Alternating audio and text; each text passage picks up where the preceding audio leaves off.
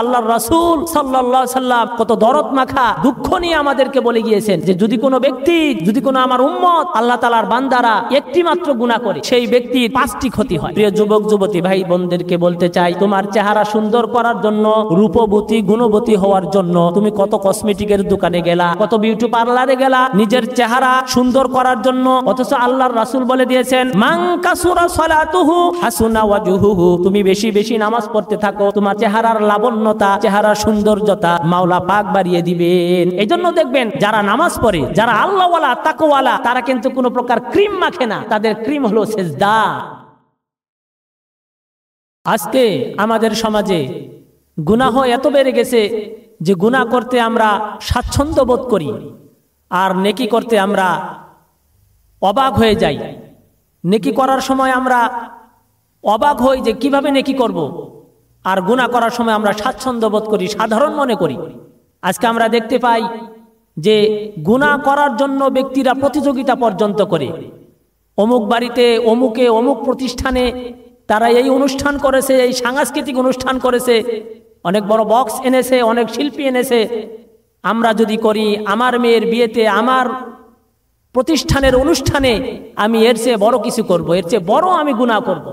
আজকে গুনাহ করার জন্য আমরা প্রতিযোগিতা করি, আজকে গুনাহ করার জন্য আমরা প্রতিযোগিতা করি, অথচ আল্লাহর রাসূল সাল্লাল্লাহু আলাইহি সাল্লাম কত দরদ মাখা দুঃখ নিয়ে আমাদেরকে বলে গিয়েছেন যে যদি কোনো ব্যক্তি, যদি কোনো আমার উম্মত আল্লাহ তাআলার বান্দারা একটি মাত্র গুনাহ করে, একটি মাত্র গুনাহ করে, সেই ব্যক্তির 5টি ক্ষতি হয়।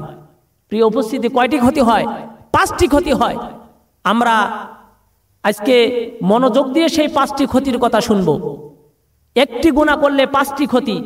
প্রত্যেকটা ক্ষতি থেকে এড়ানোর জন্য, প্রত্যেকটা ক্ষতি থেকে বাঁচার জন্য আমরা বিভিন্ন জনে বিভিন্ন তদবির করি, বিভিন্ন পায়তারা করি, দেশে বিদেশে আমরা যোগাযোগ করি যে আমি এই ক্ষতি থেকে কিভাবে বাঁচবো।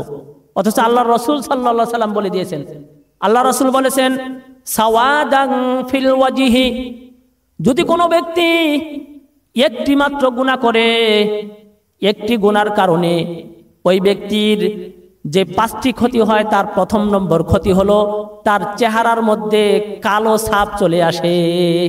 নাউজুবিল্লাহ, চেহারার মধ্যে কালো ছাপ চলে আসে। আজকে আমি বলি আমার প্রিয় যুবক ভাইয়েরা, নিজের চেহারাকে সুন্দর করার জন্য তোমার ঘরে পড়ার টেবিলে কত প্রকার ক্রিম তুমি রেখেছো, যাতে করে তোমার চেহারার ফিটনেস ঠিক থাকে, চেহারার মাধুর্যতা সুন্দর থাকে। এটা ঠিক রাখার জন্য তুমি তোমার ঘরের মধ্যে কত প্রকার ক্রিমের টিউব তুমি রেখেছো। চেহারা সুন্দর করার জন্য, মেস্তা ব্রণ দূর করার জন্য, অপরকে নিজের চেহারার প্রতি আকৃষ্ট করার জন্য তুমি কত কিছুই না তদবির করলে, অথচ আল্লাহর রাসূল সাল্লাল্লাহু আলাইহি সাল্লাম বলেছেন এই চেহারা তখনই সুন্দর হবে যখন তুমি বেশি বেশি সালাত আদায় করবে।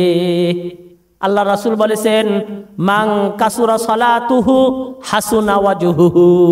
সুবহানাল্লাহ, তোমার চেহারা তত বেশি সুন্দর হবে যত বেশি তুমি নামাজ পড়বে। নামাজ যত তোমার বেশি হবে, চেহারার সৌন্দর্য তোমার তত বৃদ্ধি পাবে। আজকে আমরা নামাজ পড়ি না, মালিককে সেজদা দেই না। আজকে মালিককে যদি সেজদা দিতাম, তাহলে চেহারা সুন্দর করার জন্য আপনাকে আমাকে কসমেটিকের দোকানে দৌড়াইতে হইতো না, আপনাকে আমাকে অপরের পরামর্শ নিতে হইতো না। মালিককে সেজদা দেওয়া শুরু করেন, চেহারা আপনার সুন্দর হয়ে যাবে। প্রিয় যুবক যুবতী ভাই বোনদেরকে বলতে চাই, তোমার চেহারা সুন্দর করার জন্য, রূপবতী গুণবতী হওয়ার জন্য তুমি কত কসমেটিকের দোকানে গেলা, কত বিউটি পার্লারে গেলা নিজের চেহারা সুন্দর করার জন্য, অথচ আল্লাহর রাসূল বলে দিয়েছেন মান কাসুরা সালাতুহু হাসুনা ওয়াজহুহু, তুমি বেশি বেশি নামাজ পড়তে থাকো, তোমার চেহারার লাবণ্যতা, চেহারার সৌন্দর্যতা মাওলা পাক বাড়িয়ে দিবেন। এই জন্য দেখবেন যারা নামাজ পড়ে, যারা আল্লাহওয়ালা তাকওয়ালা, তারা কিন্তু কোনো প্রকার ক্রিম মাখে না, তাদের ক্রিম হলো সেজদা। তাদের ক্রিম কি? তাদের ক্রিম সেজদা। আল্লাহ রাব্বুল আলামিন তাদের চেহারার মধ্যে নূর দান করেছেন। আর আমরা নামাজ পড়ি না, আমাদের চেহারা থেকে আল্লাহ তাআলা নূর নিয়ে নিয়েছেন, চেহারার সৌন্দর্য নিয়ে নিয়েছেন। আল্লাহ রাসূল সাল্লাল্লাহু আলাইহি সাল্লাম বলে দিয়েছেন প্রত্যেকটা গুনাহ মানুষকে 5টি ক্ষতি করে, তার অন্যতম দ্বিতীয় নম্বর ক্ষতিটা হলো এই দ্বিতীয় নম্বর ক্ষতি হলো জুলমাতাং ফিল কলব। জুলমাতাং ফিল কলব, তার অন্তরকে অন্ধকার করে দেওয়া হয়। নাউজুবিল্লাহ। আমরা বলি না, ওই ব্যক্তির কথা সুন্দর হতে পারে, তাকে দেখতে ভালো হইতে পারে, তার ভিতরটা কালো। এরকম একটা প্রবাদ, এরকম একটা কথা আমাদের মধ্যে রয়েছে না, যে আল্লাহ তাআলা বলতেছেন ভিতরটা মানে অন্তরটা কালো, তাকে আমরা বলি। আর আমাদের অন্তর কালো হয়ে যাক এরকম তহমত আমাদেরকে কেউ দেখ, এটা কিন্তু আমরা চাই না। আল্লাহ তাআলা, আল্লাহ রসুল বলতেছেন জুলমাতাং ফিল কলব, কোন ব্যক্তি যদি গুনাহ করে তার 5টি ক্ষতি হয়। তার দ্বিতীয় নম্বর ক্ষতি হলো তার অন্তরকে আল্লাহ তাআলা কালো বানাইয়া দেন, তার অন্তর মরে যায়, তার অন্তর কালো হয়ে যায়।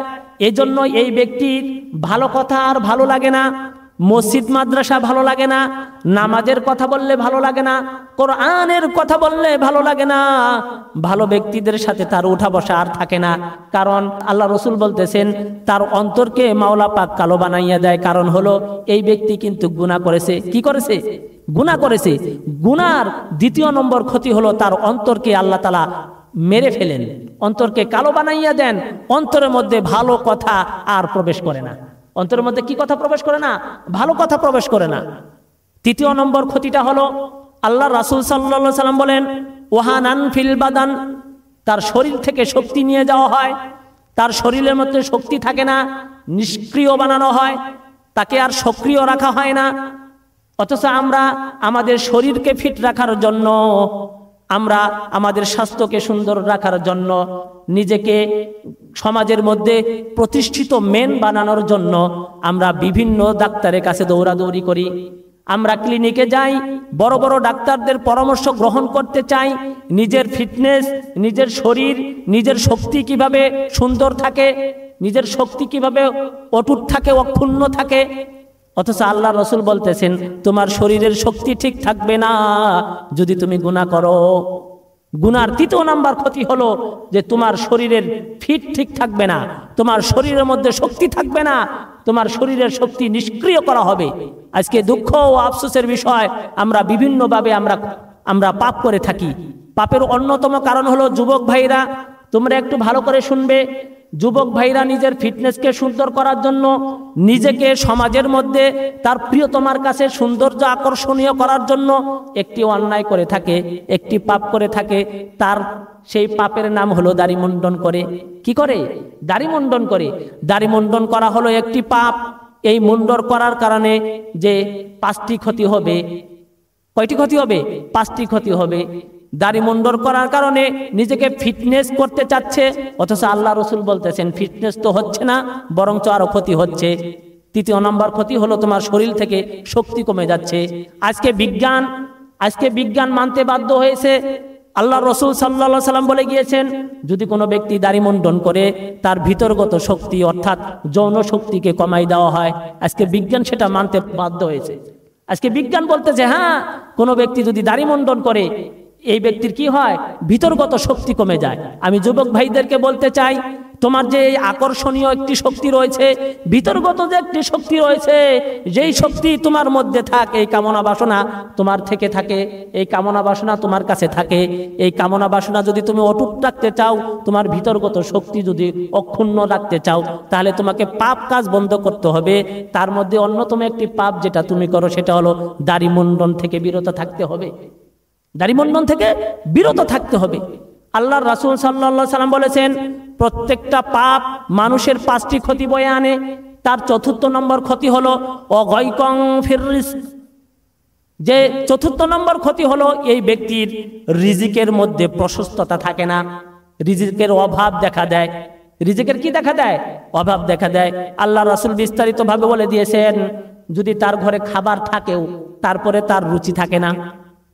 তারপরে কি থাকে না? রুচি থাকে না। খাওয়ার মতো কোনো রুচি থাকে না, খাওয়ার মতো কোনো ইমেজ থাকে না। কারণ কি? কারণ তার রুচিটা আল্লাহ তাআলা তুলে নিয়েছেন। কারণ কি? কারণ সে কি করেছে? গুনাহ করেছে। গুনাহ করার কারণে মাওলা পাক তার রাসূলের মাধ্যমে বলে দিয়েছেন তুমি একটি গুনাহ করবে 4টি ক্ষতির মধ্যে তুমি পতিত হবে। তার মধ্যে 4 নাম্বার ক্ষতি হলো তোমার মুখের রুচি নষ্ট করে দেওয়া হবে। হাজার হাজার খাদ্য থাকবে, খাইতে পারবে না, ডাক্তার নিষেধ করেছে। কি নিষেধ করেছে? ডাক্তার বলেছে চিনি খাওয়া যাবে না, রাতে ভাত খাওয়া যাবে না, শুধুমাত্র একটা শুকনা রুটি খেয়ে তোমাকে থাকতে হবে, কারণ তোমার ডায়াবেটিস হয়েছে। কি হয়েছে? ডায়াবেটিস হয়েছে। ডায়াবেটিস ওয়ালা ব্যক্তিরা দেখবেন তার কৃতদাসদেরকে নিয়ে, গোলামদেরকে নিয়ে বাজারে যায়। বাজারে যাওয়ার পরে বলে, ভাই একটা চা দাও চিনি এবং দুধ ছাড়া। আর তার গোলাম বলে, দোকানদার ভাই আমাকে তো চা দিবে, আমার দুধ চিনি তো দিবেই, আমার মালিক যে দুধ চিনি খাবে না বলছে, উনার দুধ চিনিটা সহ আমাকে দিবে, উনার দুধ চিনি সহ আমাকে দিবে। এই গোলামের রিজিক আল্লাহ তাআলা বাড়িয়ে দিয়েছেন। গোলামের কিন্তু রিজিকের ব্যবস্থা বলতে আমরা যেটা বুঝি তার কেমন সম্পদ কিন্তু নাই, কিন্তু মালিকের যে এত সম্পদ থাকা সত্ত্বেও আল্লাহ রব্বুল আলামিন তার রিজিক কিন্তু অন্য পয়েন্টে, অন্য ব্যাকরণে কমাই নিয়েছেন। কারণ কি? কারণ আমাদের গুনাহের কারণ। কিসের কারণ? গুনার কারণ। রিজিক সুন্দর রাখার জন্য, মুখের রুচি ভালো রাখার জন্য আমরা ডাক্তারের কাছে যাই, ভিটামিন ইত্যাদি ইত্যাদি খাওয়ার জন্য চেষ্টা করি কি করি না? যাতে করে আমার রিজিক সুন্দর থাকে।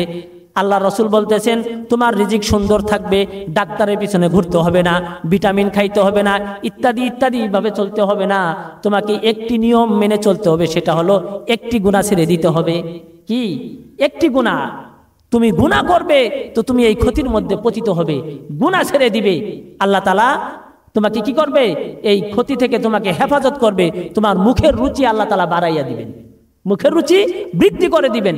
আল্লাহর রাসূল সাল্লাল্লাহু আলাইহি সাল্লাম বলেছেন একটি গুনাহ করলে 5টি ক্ষতি, তার 5ম নম্বর ক্ষতি হলো অবুগদাতাং ফি কুলুবিল খালক। খুবই একটি আফসোসের বিষয়, একটা সাবধানতার বিষয়। আল্লাহ রাসূল সাল্লাল্লাহু আলাইহি সাল্লাম বলে দিয়েছেন তুমি যদি গুনাহ করো, 5ম নম্বর যে ক্ষতিটা, সেই ক্ষতি হলো এমন, গুনাহগারের অন্তর থেকেও তোমার প্রতি ভালোবাসাকে তুলে নেওয়া হয়। নাউজুবিল্লাহ। গুনাহগারের অন্তর থেকে মানে তুমি যদি গুনাহ করো, তোমার যদি কোনো একটা টিম থাকে, এই টিমের সাথে যদি তুমি টিকটক করো, বিড়ি খাও, রাতের বেলা সিনেমা দেখো, ক্যাসিনো খেলো, রাতের বেলায় ইটিস পিটিস করো, নাইট শো করো, ইত্যাদি ইত্যাদি যাদেরকে নিয়ে করো, তোমার যে গুনাহ করার মতো একটা টিম রয়েছে, 4 জনে মিলে একটা টিম রয়েছে, 10 জনে মিলে একটা টিম রয়েছে, এই টিমদের সাথে তুমি এরকম কি করো? জামাতবদ্ধ হয়ে গুনাহ করো। গুনাহ করার পরে তোমরা বাড়ি ফিরে যাও, এমত অবস্থায় এই টিমের একজনের কাছে যদি কোনো ব্যক্তি জিজ্ঞাসা করে তোমাদের দলের সাথে যে অমুক ছেলেটা ঘুরে, এই ছেলেটার চরিত্র কেমন আমি একটু তোমার কাছে জানতে চাই, তোমার সাথে যে চলে ওই যে অমুক সবুজ মিয়া, লাল মিয়া, কালা মিয়া, ধলা মিয়া, তোমরা যে একসাথে একটা টিম রয়েছো, এই টিমরা যে তোমরা একসাথে চলো, তার মধ্যে ওই লাল মিয়ার ব্যাকগ্রাউন্ড চরিত্র সম্পর্কে আমাকে একটু বলো। কারণ কি?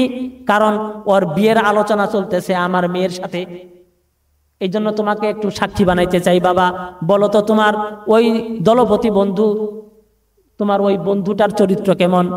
তখন যার সাথে একসাথে তুমি পাপ করো, একসাথে লুডো খেলাও, একসাথে বিড়ি খাও, সিগারেট খাও, মেয়েদের পিছনে ঘুরঘুর করো, তোমার ওই বন্ধু তোমার বিরুদ্ধে বলতে বাধ্য হবে, তোমার বিরুদ্ধে বলতে বাধ্য হবে। আল্লাহ রাসূল বলতেছেন তোমার ওই বন্ধু ওই ব্যক্তিকে বলবে যে চাচা শুনেন, আমি নিজেও খারাপ কাজ করি, আমার ওই বন্ধুটাও আমার সাথে খারাপ কাজ করে, যেহেতু আপনি আমাকে সাক্ষী মেনেছেন আমি মিথ্যা কথা বলবো না, অনেক পাপ করেছি, আবার মিথ্যা কথা বলে পাপ করতে চাই না।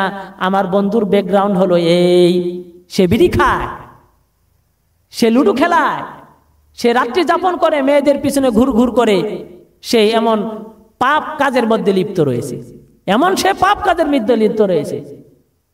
আল্লাহ রাসূল হাদিসের মধ্যে বলেছেন ওই অসৎ চরিত্রের ব্যক্তির কথা যদি একজন সৎ চরিত্র ব্যক্তিকেও বলা হয় অমুক ব্যক্তিটা কেমন, সৎ চরিত্রের ব্যক্তিও সাক্ষী দিতে বাধ্য হবে অমুক ব্যক্তিটা কিন্তু খারাপ, কারণ তার আচরণগুলো খারাপ।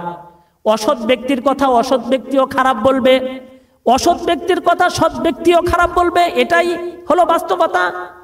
আর যদি কোনো সৎ ব্যক্তির কথা অসৎ ব্যক্তির কাছে জানতে চাওয়া হয়, আল্লাহ রাসূল বলতেছেন সৎ ব্যক্তির কথা অসৎ ব্যক্তিও বলতে বাধ্য হবে, আমি যতই খারাপ কাজ করি না কেন ওই ছেলেটা কিন্তু ভালো, ওই ছেলেটা ভালো, ওই ছেলেটা নামাজ পড়ে, ওই ছেলেটা মসজিদে যায়, ওই ছেলেটা আলেমদের সাথে উঠা বসা করে, ভালো ব্যক্তিদের সাথে, আদর্শবান ব্যক্তিদের সাথে উঠা বসা করে।